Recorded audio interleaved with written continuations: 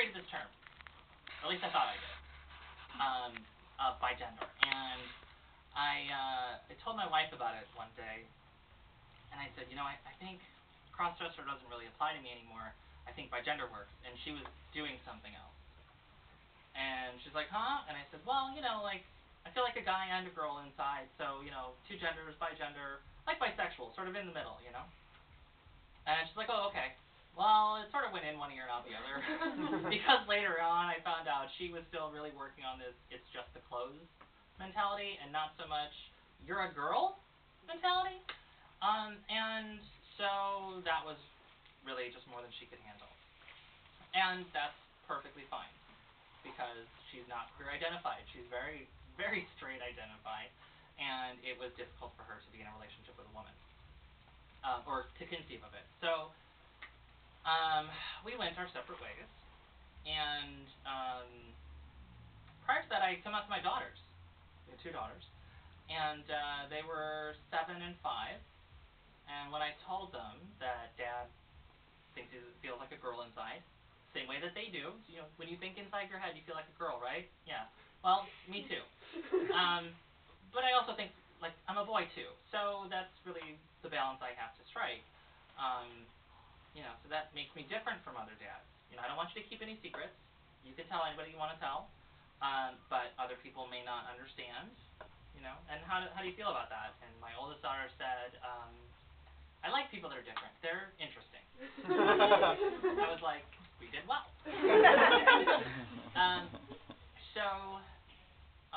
So my marriage fell apart, and then I fell apart.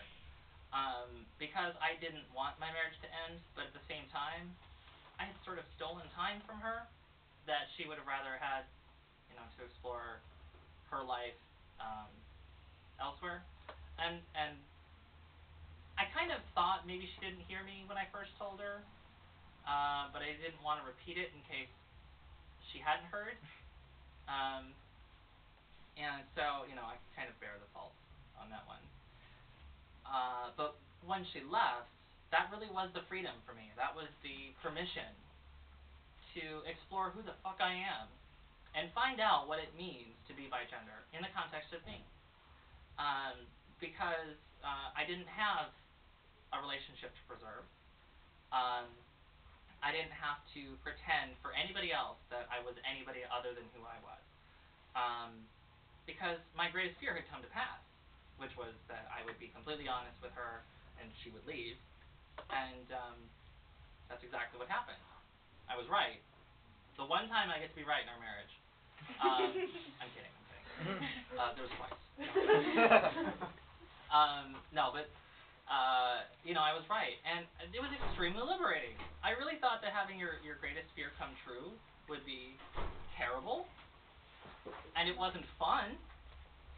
Yes, please come on. It was not fun, but it really was liberating. Like, it can't get worse than it is right now, so I might as well decide to be who I'm going to be. And I found a bunch of girlfriends, cis girls, who just brought me into their circle and accepted me as one of the girls and never questioned. And all of a sudden, I was living in this world that I didn't even dream was possible. I got to move back and forth in gender presentation however I wanted. Now, granted, that's not counting work. I still present male at work, and I don't know that that's ever going to change. Maybe. It's just more convenient, because I have all of those clothes. And and that's the name that's on my resume, and it's just easier with it, doing it that way. But now, I'm going to spill coffee all over myself. We've come to that part of the night. So now I really do live in both worlds. I get to be a woman and get read as a woman, and I get to be a man and get read as a man. About 2 years ago, I started hormone replacement therapy. So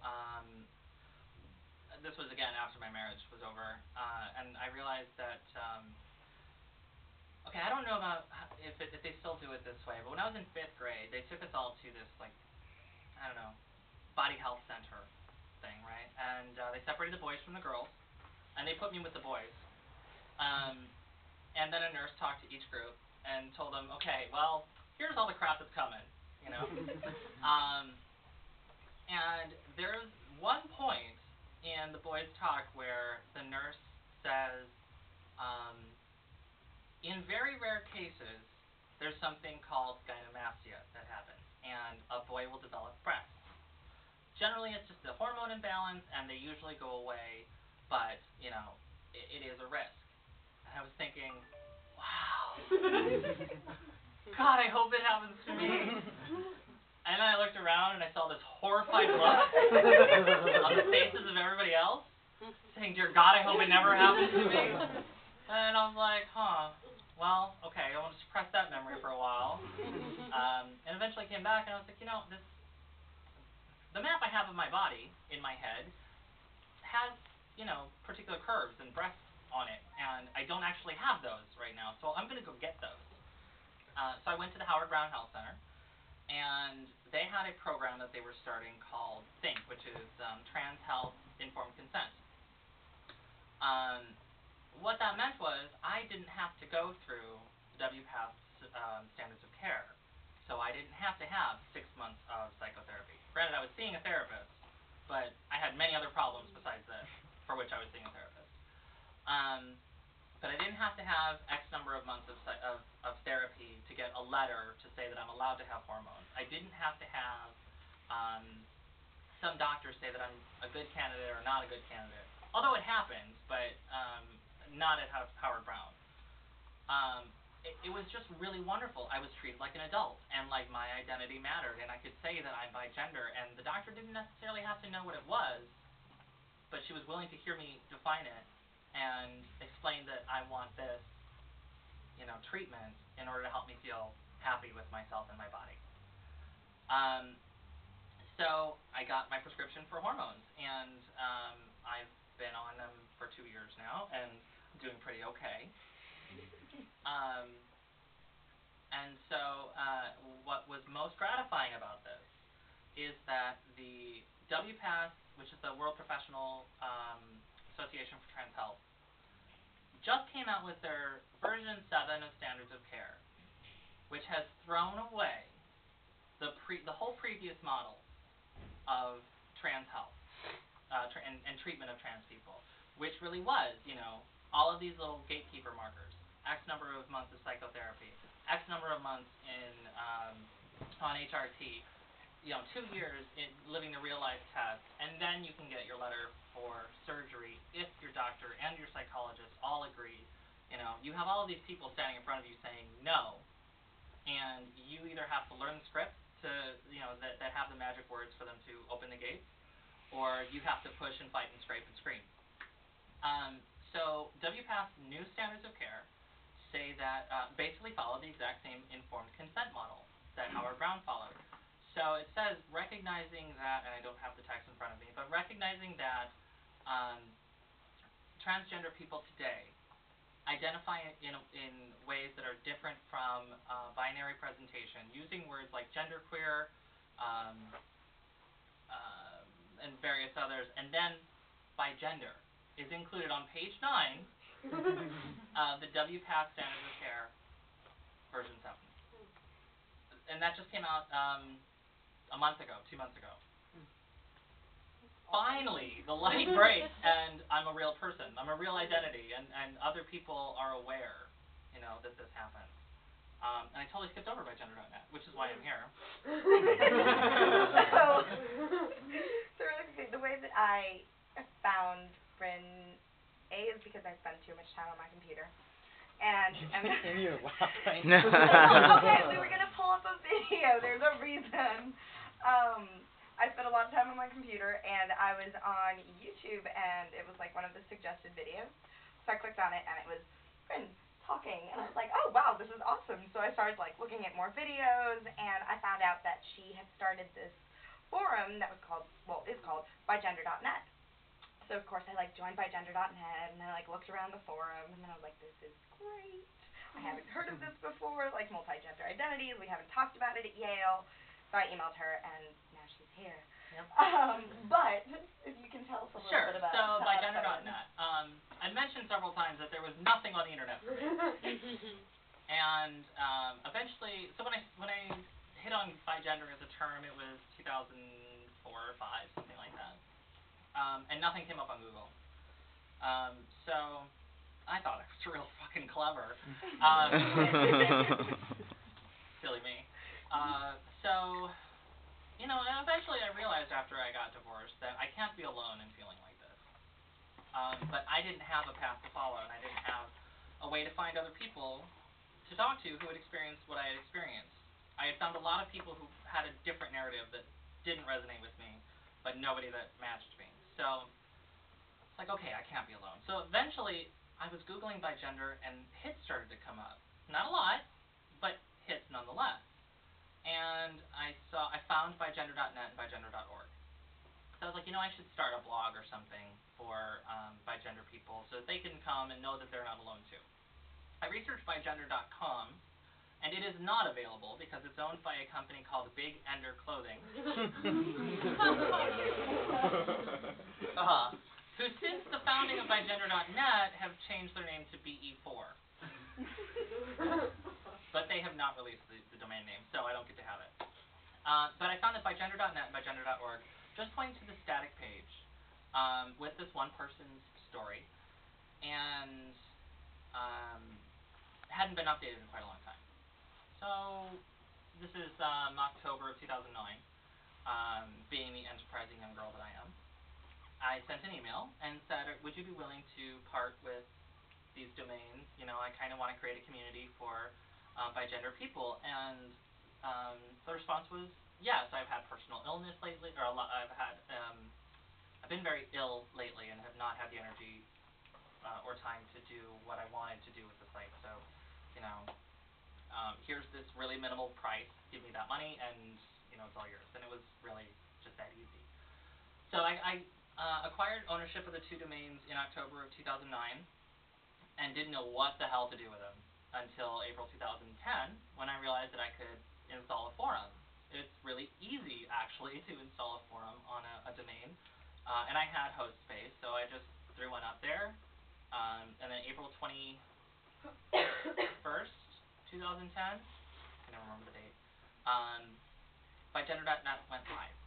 And all it was a forum for a whole year. And people started trickling in. And I posted in like the LiveJournal communities about it, and just here and there, anywhere I could find a hook to put bigender.net out there, I did. And we got, you know, a couple hundred people. And of those, like 30 are active at any given time.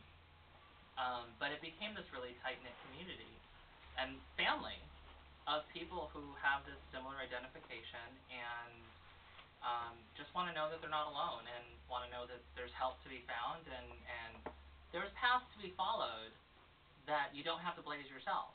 If you want treatment, this is how I went about doing it. This is how I went about doing it, you know.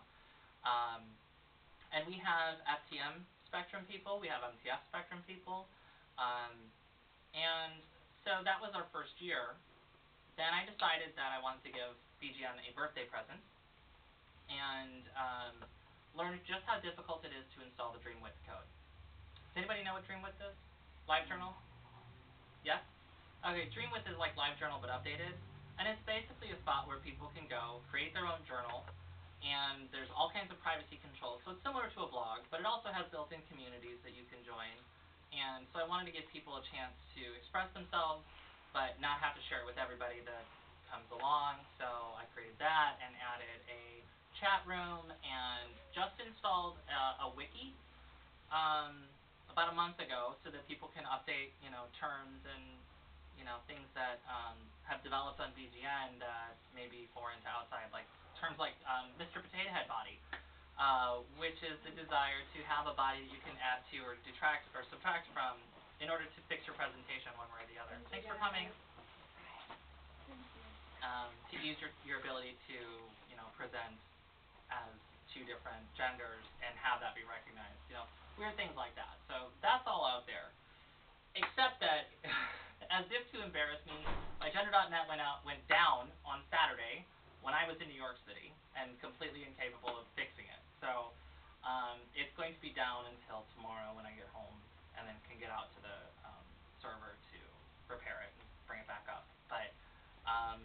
all of you are welcome to join. It's not really just for bigender people. Granted, there's a particular leaning and a focus, but all people are welcome, and I want everyone to join the conversation, and everyone can have a, you can all create a journal, even, if that just makes you happy. Talk about the talk, you guys. And there's Spanish stuff out there too, like Doctor Who and, various other things. So, it really has become an actual community, and it's so much bigger than I could possibly have dreamed of at the time. And I don't mean big by number of people, but just quality of conversation and just the idea that we're not alone. We're not on an island, or if we're all on an island, it's a big island, there's lots of us. Sometimes it feels like Gilligan's Island, but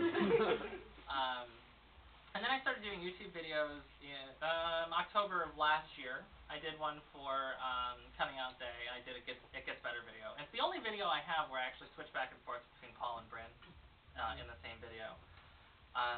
Which was a lot of work. I really don't want to do it anymore. It's a lot easier to just turn on my webcam and just talk for 20 minutes. You guys have gotten the director's cut of any one of my YouTube videos because we're going on 50 minutes now. But that's how Mariana found me, was, I just talk about different aspects of being by gender, different experiences that I've had, what it's like to feel dysphoria, which, if you're cisgendered, it's sort of hard to explain. It's like walking around in a gorilla suit that everyone can see but you.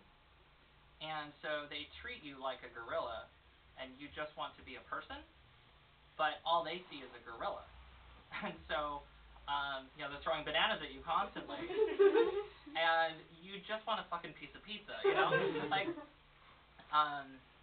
there's not really a good analogy, but it's just not feeling comfortable in your skin, and it's not feeling comfortable with the way that people are treating you in relation to your skin, So if I'm having a very strong female identification, but I can't present female because I'm at work or anything else, and people are referring to me, with he and him and Paul and, everything else, it just, I want to scream at them from behind my eyes. You idiots, I'm a woman, can you not see? Like, how hard is it to understand? Well, of course, it's very hard for them to understand when I'm in a shirt and tie. And khaki pants, and no boobs, because I hide them. So it's really difficult to maneuver through the world. So, I talk about that kind of stuff, and you guys can find it at Brin Convenience on YouTube. But, then I've talked for 50 minutes now, and you've all been staring at me, so. I think we should probably open up to some questions. Does anybody have questions? I do. So I actually wanted to ask a question about dysphoria. I've seen some of your videos, and it seems like you pass really well both ways. Thank you. Definitely as Brin, and from the videos of Paul too. So I was hoping you could talk a little bit more about what it feels like, when the pendulum swings the other way, and sort of what the switch feels like. Well, like I said, it's a bit like wearing a monkey suit. Or gorilla, they're the same thing. No tail. No, it's very frustrating because everybody's telling you you're something that you're not. I imagine gay people have to go through something very similar when they can't be out and they have to be straight acting. And it feels enforced, not because they're, just that's their presentation. Everything okay? Yeah, we're good. Okay.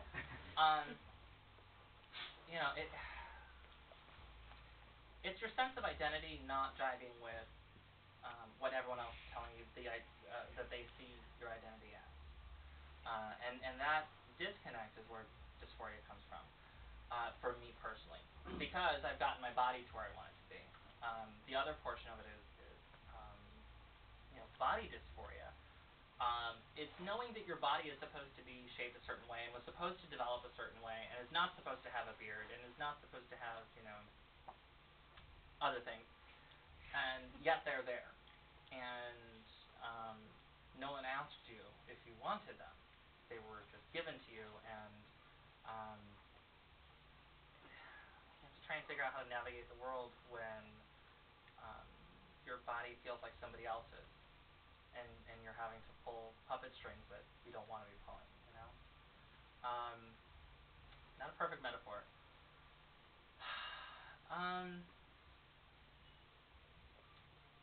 Do you think that there is a push in the bigender community to develop a Mr. Potato Head body?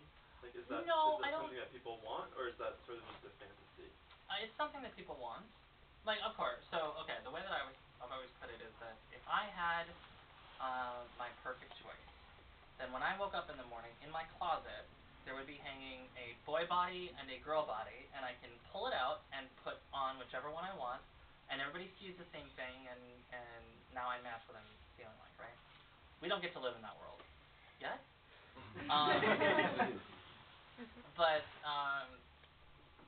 in in the intervening times, we can do things like take hormone replacement therapy